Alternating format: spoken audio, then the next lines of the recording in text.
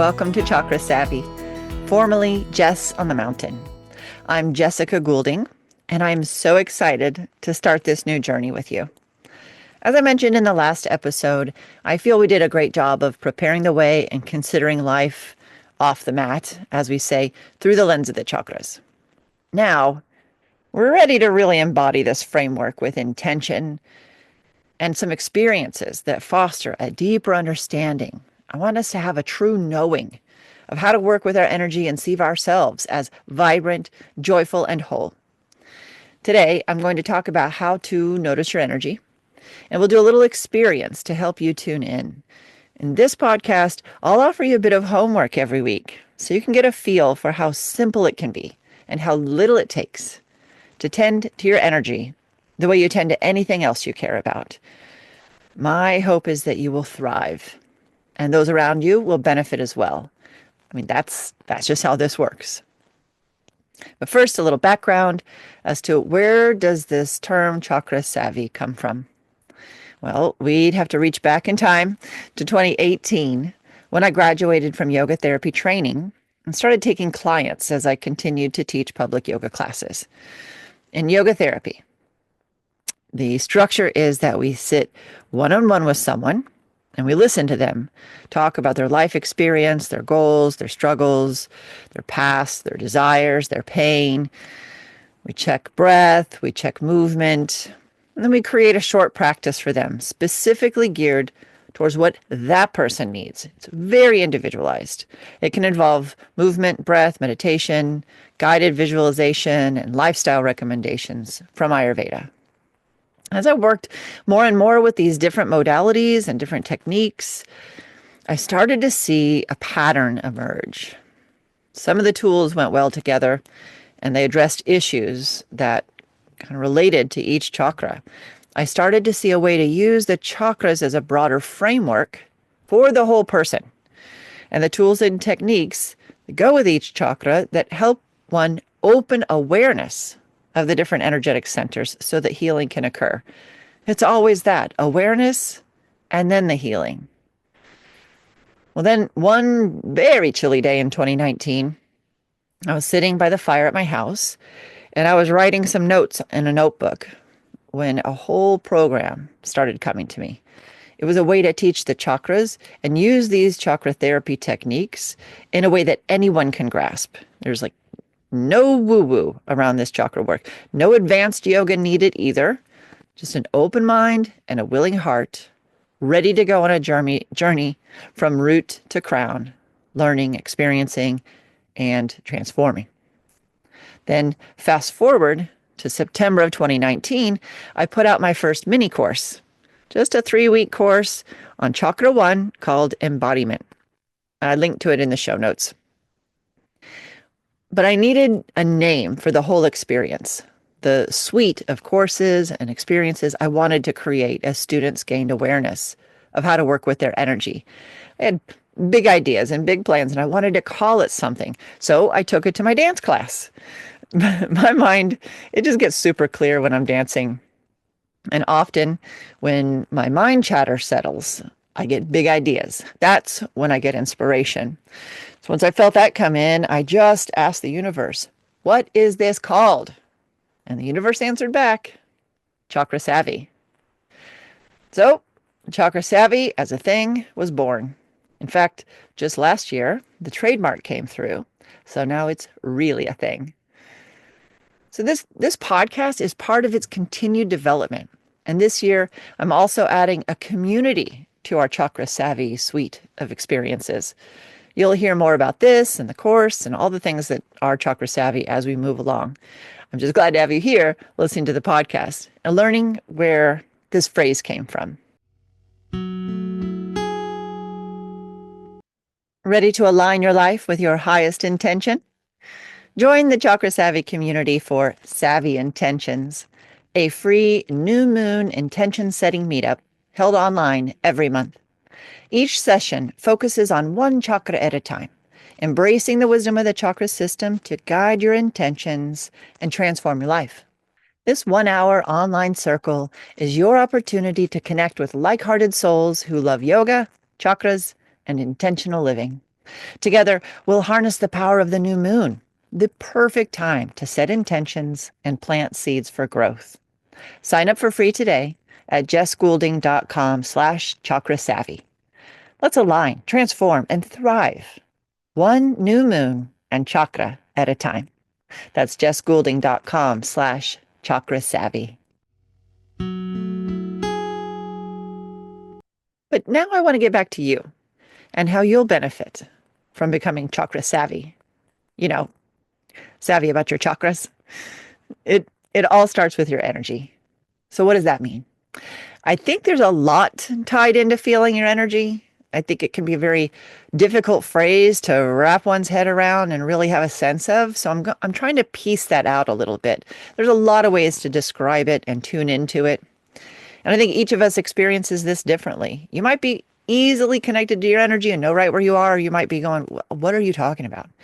Well, let's tease this out. So you might call it your vibration, or you can feel whether it's humming along or feeling sludgy. Or you might notice it changes throughout your day or your week or your month, right? Your energy can be very tied to your hormone cycles. Men, their energy usually goes through a cycle about every 24 hours. Women, it's closer to 28 days, or kind of depends on their menstrual cycle if they're still menstruating. Hormones, these are those chemicals that travel throughout your system telling you how you feel, what you think, and they give you cravings and aversions that try to make you find harmony. So you're a chemical bag, just trying to find some balance.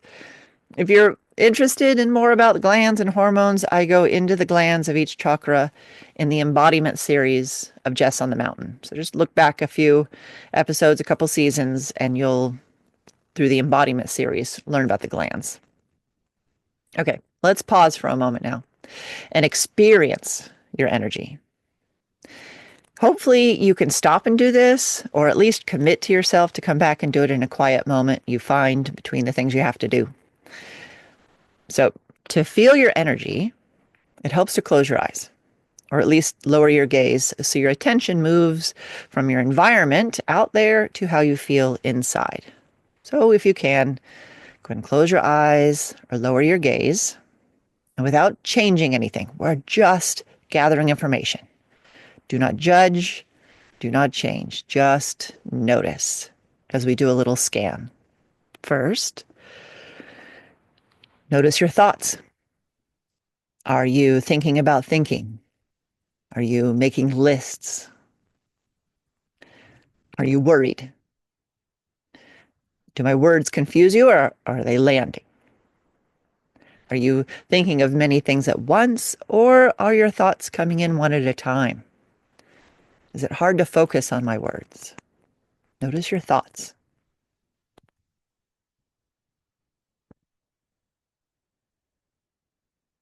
Okay, simple. Now, notice your mood. Are you bored? Do you feel like there's enough time? Do you feel close to your joy or far away from it? Does your mood feel like it has a word to describe it? Notice your mood. Might even just be good mood, bad mood. What's your mood? Now, notice your attitude. Here we ask, do things seem possible? Or does it feel like life is too much? What's your attitude? Possible or not? Do you even care? Do you care if things are possible? Do you care about what needs to be done today? Do you care about things? Ask yourself this. Is your go-to response yes to a question? Yes to a request? Yes to an idea? Or is it, ugh? Are you yes or ugh? It might depend. It likely depends. But just kind of notice, how are you in this moment? We're not worried about your overall self right now. Your energy is kind of moment to moment. So what is your attitude right now?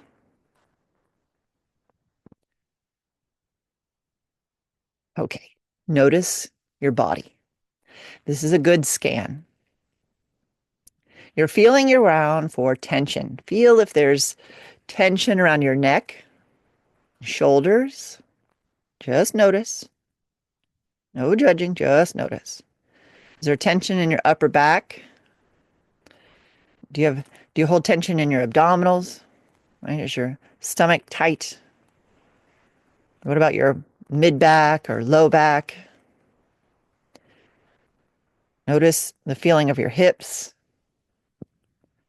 your legs. Do you hold tension in your thighs or your calves? Just notice your feet. Are they curled under? Are they flat on the floor? How are your toes? Are they cold? Notice your feet. Come back up, check with your jaw. Is there some unconscious tension in your jaw? And just notice, how are your eyebrows set? Right? Are they pulling in? Are they sticking up? What are they doing? How are your eyebrows? Don't change anything, just notice. Gather information. Find those places where you're gripping just a little. Are you fidgeting in your seat or slouching? Do your limbs feel heavy or light? Are you hungry? Do you feel like you need sleep? When your scan feels complete, let your eyes open. If you can, jot down some notes, just observations on how you feel today. We're not trying to change anything yet. Just get in the habit of noticing. And that's your homework this week. Just notice all these aspects of yourself: thoughts, mood, attitude, and body. Thoughts, mood, attitude, and body. We're working with yoga in action, as laid out in the Yoga Sutras. First, self-study, svadhyaya. So I encourage you to repeat this process at some point. Try every day this week, or 3 or 4 days. More often than not, this week, pause and notice. You could even re-listen to this podcast so I can just guide you through, or you can read them. I'll post them to my blog tomorrow over on my blog website, and then I'll upload them again to the show notes. See if that goes through. Then you can print them up and use them as a resource for self-study. All of these questions go into determining your overall energy, your vibration. Next week, we'll start to find ways to make shifts where you want to. So until then, my friends, may you pay attention. May you notice all the ways your system is giving you information about your energy. And may we use this information to know ourselves better today and every day. Much love.